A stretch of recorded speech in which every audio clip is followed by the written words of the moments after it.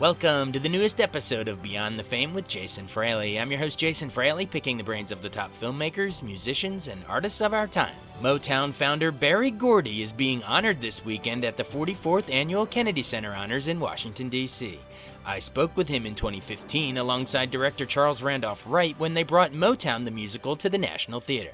I'm here with the one and only Berry Gordy. And Charles Randolph Wright. And they're here at the National Theater to discuss Motown the musical. I know you guys will both be in attendance tonight, right?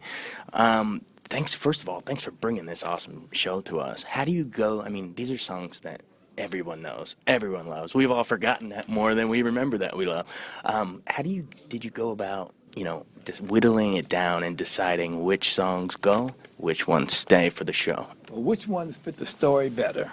I'm Berry Gordy, and I'm saying that the songs that fit the story better because it's all about the story, and the songs are part of it. And there's story songs, there's entertainment songs, and there's other songs that fill in the background or whatever, but each song has a purpose. And we try to take the most songs that we loved and fit. Like one song that really fits is "To Be Loved." Of course. "To Be Loved" is my song at first, right? But "My Girl," for instance, it fits the story of what is going on, and it's very dramatic, And so that's how we did it. And Charles may have had other ways because he's the director, and so when I wasn't around, he was directing his behind off. And it is true. I've never worked on a show that every song that I cut, I wanted to keep in the show. Typically a musical tells you, oh, you don't need this, this doesn't work. But even the songs we cut were so great because they're all classic hits. Yeah. But it did come down to what is the story, and the story is Berry Gordy, because people say, is it Berry Gordy's story, is it the Motown story? And I said, well, it's both. That's what that is. Yeah. It's his view, and every artist from there has their view of how it happened, and this is his view. And being able to tell that musically at this time on stage is so important, because when Motown years ago happened, the country was very divided, and this music brought people together. Absolutely. We need that again, and we're doing that again, and that was my hope for the show. So to see that happen all over the country, we're opening in London, and then we're going back to Broadway. It's been thrilling, absolutely thrilling. Yeah, it feels like everyone loves the jukebox musical back to those days. Why do you think there's still an appetite? Is it parents play it for the kids, they play it for the kids again, or why do you think the music still resonates? The music is great, and it's still relevant. You hear what's going on. What song talks about what we're dealing with now better than that song? Picket lines and pickets. Exact. So it's because it is so relevant, and it is so. And a lot of music now doesn't do it in the same way, and the talent and the artists and all of that. So finding that, and there are artists who are great now who tell stories, but I think it's the storytelling. Absolutely. And that's and theater. That's telling stories. So you put those together. That's what audiences want. Yeah.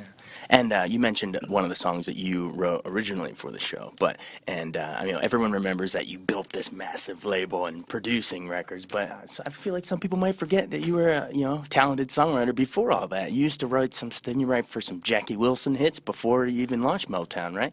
Can you take me back to those days before you even had this glimmer in your eye of a Motown? Take me to the songwriting days working with Jackie Wilson.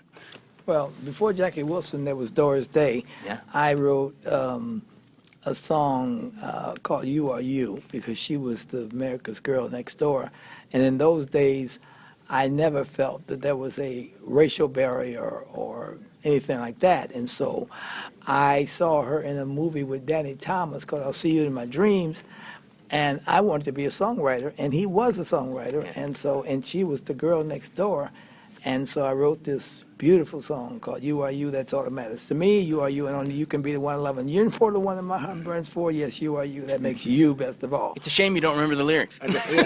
Well, I remember it because that's been the philosophy of my life. People are great.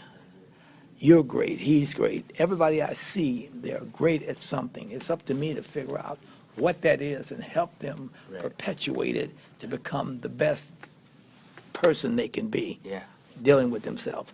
So anyway, so that's the song. Your question, I forgot your question was. How, your songwriting Well, influenced. then, I love music all the time, and the first songs that I wrote were songs about how I felt.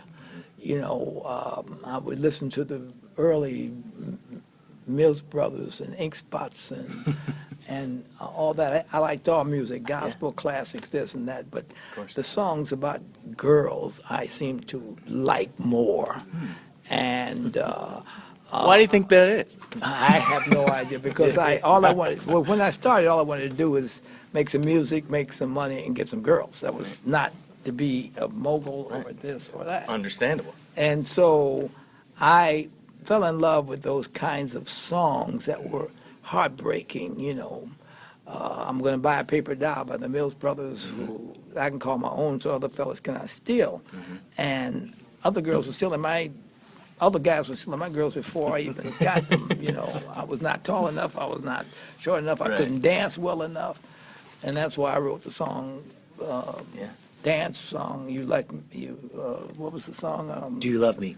You By the Love Me. Contours. Yes. By the Contours. Now Yeah, that I can dance. Right. Yeah, I said, you broke my heart because I couldn't dance. Now, you didn't want me around. Now I'm back to let you To know. let you know. They can really I shake can make it. it really shake him down. Now do You might be on love stage tonight with this number. me? Now do you love Watchmen now. Yeah. me? Yeah, watch it out. Oh, yeah. Well, you know better than I do.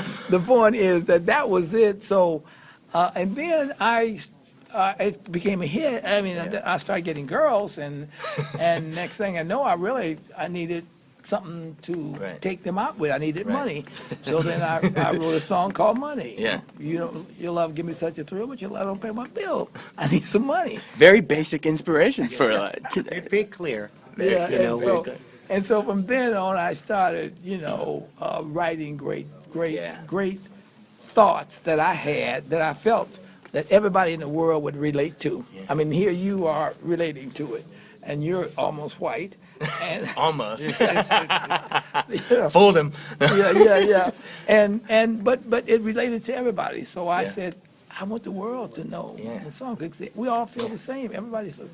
It and brings that was everybody together. Yeah. Well, we have so much more in common than we have that's dissimilar. And what we're taught, what we see, everything around us Yeah. says that we don't. And that's the conflict. You're And- taught to and see he- differences. yes. You're not born that way. And everything he was about, and that's what's so great about doing this musical now, because it's saying that. So, Yeah. and it's been thrilling for us. And how do you sort of created, similar to what the Hollywood studio system was, you sort of created almost like I know you used to work in Detroit automobile factories, but almost a factory that cranked out this. That's what it was, But, assembly line. but yeah, exactly. So, how do you apply those same, methods of efficiency to crank them out number one hit and after number one hit, but at the same time, similar to the Hollywood guys, how do you find the creative expression and not stomp that while they're going through the ringer of this assembly line? How did you sort of balance the artistry with the commercial success? Because I feel like that's what everyone in every line of work is trying to do, and you've done it better than anyone. Well, you have creative producers, and you're creative. First of all, the boss has to be creative. You have to know what Yeah. the difference is, creativity and the producers. And then we had a charm school because we were so confident we were going to make it. So we had charm school. When we make it, you got to learn how to shake the queen's hand. You got to know how to do this. So they said, that is the craziest thing we ever heard of, the queen. And sure enough, the Supremes met the Yeah. queen. We have big pictures of them shaking the queen's and Yeah. knowing how to curtsy and doing. So it was like we had those crazy dreams, and we believed in the people. And as Charles said, when you believe in them, they make it happen. They It's believe not in you. You tell them, and they make it happen. Thanks so much for taking the time. Thank Really you. appreciate Thank it. you. And best of Thank luck you. with the show. Thanks so much for joining us on Beyond the Fame with Jason Fraley. Remember to hit the subscribe button and give us a 5-star rating if you like what you hear. We'll see you next time.